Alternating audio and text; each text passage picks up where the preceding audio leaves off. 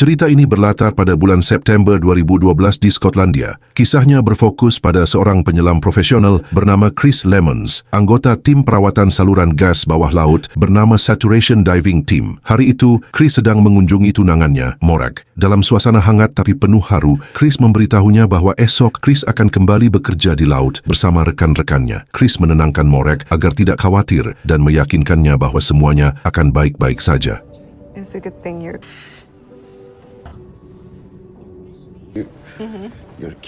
Keesokan paginya, Chris berangkat menuju dermaga. Di sana sudah menunggu kapal besar tempat Chris bekerja.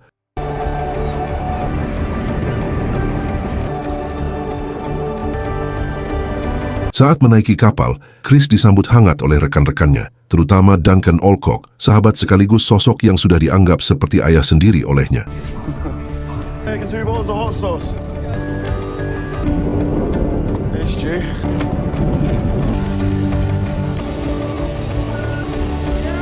Tak lama setelah itu, atasan mereka, Craig, mengumpulkan seluruh tim untuk memberikan pengarahan.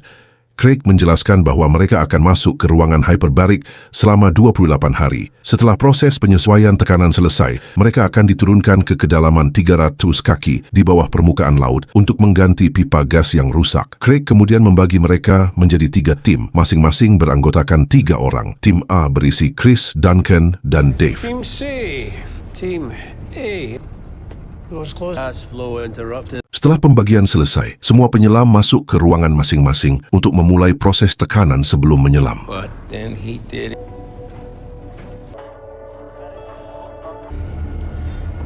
He's an old man, I find him. The door closes. Grizzly when he's here. So we good to look. Team A standing by. Kapal pun mulai meninggalkan dermaga, berlayar menuju Laut Aberdeen di timur Laut Skotlandia. Dalam perjalanan, Duncan sempat berkata bahwa ini akan menjadi pekerjaannya yang terakhir sebelum pensiun. Umurnya memang sudah tidak muda lagi, dan Duncan merasa saatnya beristirahat. Chris sempat terkejut dan sedikit kecewa karena baru tahu hal itu. Namun Duncan tersenyum sambil berkata bahwa Chris sudah cukup hebat untuk melanjutkan pekerjaan ini tanpa dirinya. Kata-kata itu terasa seperti pesan perpisahan yang tulus. Oh yeah, that does. Oh, that's right. Yeah, I can't believe. Why do you... No. You don't leave me around. Beberapa hari kemudian, kapal mereka akhirnya tiba di lokasi tujuan. Malam itu, tim pertama yang akan turun adalah tim A, tim milik Chris. What about you two? All right, see you guys up top. You good? Yeah. Setelah peralatan siap, mereka pun mulai menurunkan diri ke kedalaman 300 kaki.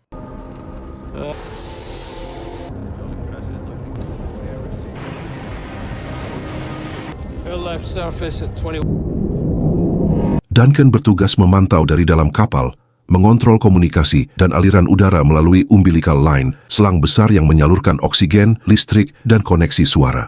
Sementara Dave dan Chris berada di dasar laut, bekerja di tengah kegelapan dan tekanan tinggi. Malam itu mereka dijadwalkan bekerja selama 6 jam penuh tanpa naik ke permukaan. Suasana di dasar laut begitu sunyi dan dingin, hanya suara napas di dalam helm yang terdengar. Bagi Chris, ini bukan hanya pekerjaan berisiko, tapi juga bukti keteguhan hatinya menjalani hidup di antara bahaya demi masa depan bersama Morag. Sesampainya di dasar laut, Chris dan Dave langsung bergerak cepat menuju manifold, sebuah struktur baja besar tempat mereka akan bekerja memperbaiki jalur pipa gas. Begitu mereka menyalakan aliran listrik, cahaya redup mulai menerangi sekitar. Air laut yang gelap kini sedikit lebih terang, menampakkan bayangan besar dari pipa-pipa logam di sekeliling mereka. Tanpa membuang waktu, keduanya masuk ke dalam area manifold dan mulai bekerja sesuai prosedur.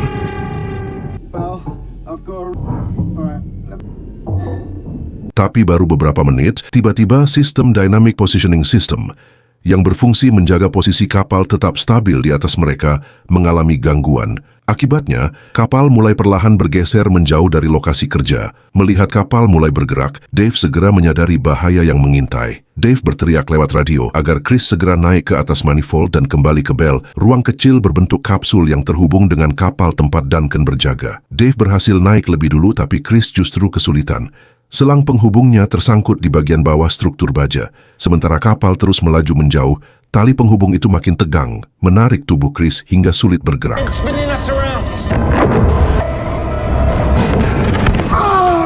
That's why. Look. Dalam kepanikan itu, Chris berusaha melepaskan diri.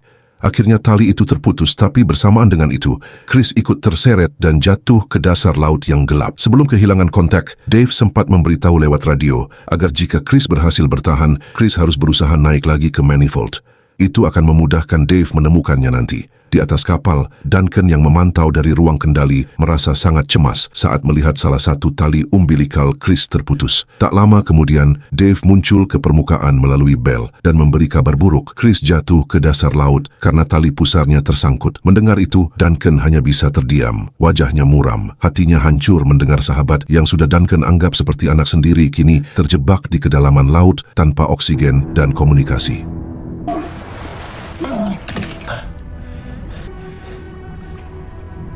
Sementara itu, Craig, sang atasan, bergegas ke ruang kemudi dan meminta kapten kapal untuk segera menurunkan jangkar agar kapal berhenti bergerak.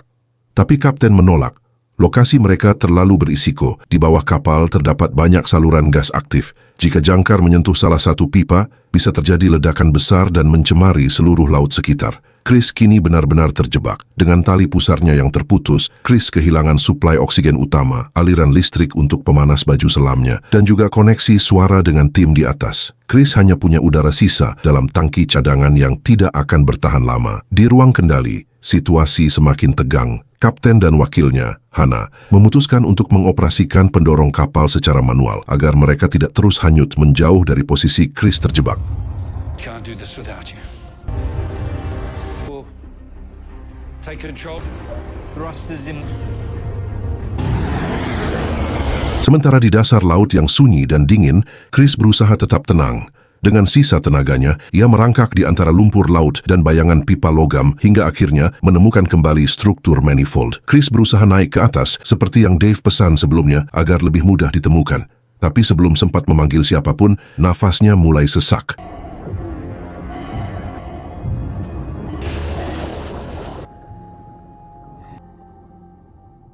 Dalam keadaan hampir kehilangan kesadaran, Chris teringat pesan video dari Morak, tunangannya. Dalam video itu, Morak menangis sambil mengatakan betapa Morak khawatir dengan pekerjaan Chris yang penuh bahaya. Morak takut kehilangan orang yang Morak cintai. Namun Chris memilih tetap bertahan di pekerjaan ini karena ia ingin menabung demi pernikahan dan masa depan mereka. Oh, I'm saying. Come home. Sementara di kapal, salah satu kru bernama Jack berinisiatif mengambil risiko besar. Jack mencoba memperbaiki sistem DPS secara paksa dengan mengganti kabel utama agar sistem pendorong bisa kembali berfungsi otomatis. Harapannya hanya satu, kapal bisa kembali ke posisi semula dan tim bisa menemukan Chris sebelum semuanya terlambat. Sementara itu, di atas kapal, seorang kru bernama Max berusaha mencari keberadaan Chris menggunakan ROV atau Remotely Operated Vehicle, sebuah robot bawah laut yang dikendalikan dari jarak jauh. Semua orang di ruang kendali menahan napas, menatap layar monitor yang menampilkan pemandangan gelap dari dasar laut. Tak lama kemudian, kamera ROV berhasil menangkap sosok Chris yang tergeletak di atas manifold. Begitu melihatnya, Craig, sang atasan, langsung menghela napas lega. Setidaknya Chris masih di tempat yang bisa dijangkau. Namun dari tayangan itu, terlihat tubuh Chris kejang-kejang, tanda bahwa otaknya kekurangan oksigen. Craig segera meminta Max untuk mencoba mengangkat Chris dengan menggunakan ROV. No sign of brief spasms, It's ready to pick up. Tapi Max menolak. Risiko untuk menarik tubuh penyelam dengan alat itu terlalu besar, salah sedikit saja bisa merusak baju tekan atau bahkan memutus sisa sambungan udara di sekitar lokasi. Namun karena merasa bertanggung jawab atas semua penyelam di bawah komandonya, Craig akhirnya mengambil alih dun kendali. Ia mencoba sendiri mengarahkan ROV untuk menarik tubuh Chris.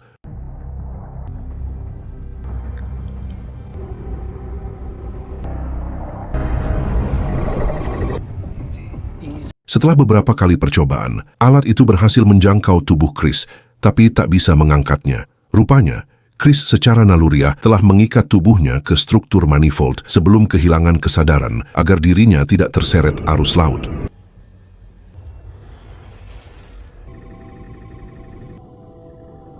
Sementara itu, di dalam ruang tekanan, Duncan mencoba menenangkan diri dengan bercerita pada Dave. Duncan mengenang 1 tahun lalu saat Duncan dan Chris pernah ikut dalam misi penyelamatan kapal yang tenggelam. Dari sekian banyak penyelam berpengalaman, hanya mereka berdua yang sanggup bertahan lama di bawah air hingga akhirnya menemukan kapal itu bersama para korban. Turns, we were down there.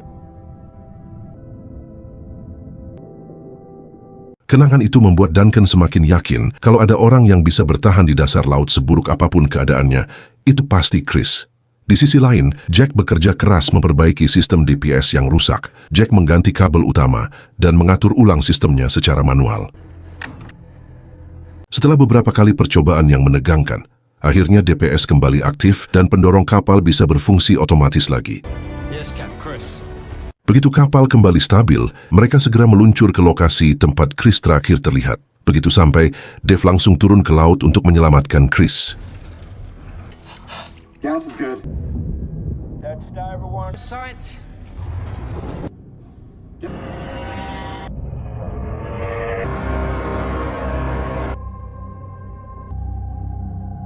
Saat tiba di atas manifold, Dave menemukan Chris masih terikat di sana. Dengan sisa tenaga dan nafas yang terbatas, Dave berusaha melepaskan tali yang melilit tubuh Chris dan menariknya ke arah kapsul Bell. Proses penyelamatan itu sangat berat. Tubuh Chris sudah lemas, sementara arus laut terus menggoyang mereka. Tapi berkat arahan dan semangat yang terus diberikan oleh Duncan melalui komunikasi suara, Dave akhirnya berhasil membawa Chris naik ke permukaan. Go with the swell. Duncan? Going up. You can do this, buddy. Begitu Chris sampai di dalam Bell, Duncan langsung memeriksa dan berusaha menyadarkannya. You're in the... You're all right. Setelah beberapa menit yang menegangkan, Chris akhirnya menarik napas lagi. Semua orang di kapal merasa lega. Duncan tersenyum, matanya berkaca-kaca. Duncan tahu betul, dalam kondisi seperti itu, Chris seharusnya sudah tidak mungkin hidup. Namun kelegaan itu belum sepenuhnya pulih. Ketika mereka mencoba berbicara dengan Chris, tak ada respons. Chris hanya menatap kosong tanpa reaksi. Mereka takut Chris mengalami kerusakan otak permanen akibat kekurangan oksigen selama hampir 40 menit. Suasana hening menyelimuti ruangan. Tapi tiba-tiba, di tengah kesedihan itu Chris berbicara pelan. Seketika seluruh ruangan berubah. Duncan, Dave, dan semua kru yang menyaksikan momen itu menangis lega. Semua usaha dan ketegangan selama berjam-jam akhirnya tidak sia-sia. Mereka berhasil menyelamatkan nyawa Chris. Setelah kejadian itu, mereka memutuskan untuk kembali ke darat lebih dulu, menunda pekerjaan sampai Chris benar-benar pulih. Tak disangka proses pemulihan Chris berjalan cepat. Dave sempat heran melihat kondisinya. Ketika mereka berbincang lagi, Chris bercerita bahwa sejak Duncan berhasil menyadarkannya, Chris sebenarnya sudah sadar dan mendengar semua yang mereka ucapkan. Hanya saja Chris memilih diam karena merasa terpukul. Ketakutan yang selama ini disampaikan oleh Morag, tunangannya, ternyata benar. Chris hampir kehilangan nyawanya di laut. Namun, meski trauma itu masih membekas, Chris tahu Chris belum bisa meninggalkan pekerjaannya. Chris butuh uang untuk masa depan dan pernikahannya dengan Morag. Dengan suara pelan, Chris berterima kasih pada Dave karena sudah menyelamatkan nyawanya. Mendengar itu, Dave justru ikut terdiam. Rasa haru berubah jadi sedih karena ia teringat pada 2 putrinya di rumah. Dan untuk sesaat, Dave sadar betapa tipisnya jarak antara hidup dan mati dalam pekerjaan yang mereka jalani setiap hari. Dalam perjalanan pulang, Chris akhirnya menghubungi Morag. Suaranya terdengar lemah tapi lega. Chris memberitahu bahwa kapalnya mengalami masalah serius, sehingga pekerjaan mereka harus ditunda. Chris mengatakan Chris akan segera pulang, dan Morag hanya bisa terdiam mendengarnya, menahan campuran rasa syukur dan cemas. That was your best. I love you. Beberapa hari kemudian, kapal tempat Chris bekerja akhirnya tiba di pelabuhan. After all this, you're still gonna miss Duncan. Begitu menjejak daratan, Chris langsung bergegas menemui Morag. Begitu mereka bertemu, Morag memeluknya erat tanpa berkata apa-apa. Pelukan itu seperti melepaskan seluruh ketegangan dan ketakutan yang Chris simpan selama berhari-hari. Di sela pertemuan itu, Chris mulai menceritakan apa yang sebenarnya terjadi di dasar laut. Bagaimana Chris kehilangan suplai oksigen, terjebak di kegelapan, hingga hampir kehilangan nyawa. Chris bercerita dengan tenang, meski sesekali suaranya bergetar saat mengingat detik-detik menegangkan itu. Mendengar kisah itu, Morag tak bisa menahan air matanya. Morag meminta Chris untuk berhenti dari pekerjaan berisiko tinggi itu. Morag tidak ingin lagi, setiap kali Chris pergi bekerja, Morag harus dihantui rasa takut kalau tunangannya tidak akan kembali. Namun Chris hanya tersenyum kecil. Chris mencoba menenangkan Morag dengan berkata bahwa semuanya akan baik-baik saja. Aku masih hidup dan itu sudah cukup bukti kalau aku bisa melewati apapun, katanya dengan nada lembut, meski hatinya tahu pengalaman itu akan terus membekas selamanya. 3 minggu setelah kecelakaan tersebut, Chris, Duncan, dan Dave kembali ke laut. Mereka masih harus menyelesaikan pekerjaan yang tertunda waktu itu. Tidak ada yang berbicara banyak selama perjalanan, tapi dari tatapan satu sama lain, mereka tahu semua masih memikirkan kejadian mengerikan itu. Setelah pekerjaan selesai, Chris akhirnya bisa menepati janjinya. Chris menikah dengan Morag dalam sebuah upacara sederhana tapi hangat. Semua orang yang tahu kisahnya merasa haru karena kisah Chris bukan cuma tentang keberanian seorang penyelam, tapi juga tentang cinta, keteguhan, dan keberuntungan yang nyaris tak masuk akal. Dan inilah mereka, Chris Lemons dan Morag yang asli, 2 orang yang kisah nyatanya membuktikan bahwa cinta dan harapan bisa bertahan bahkan di dasar laut sedalam 300 kaki.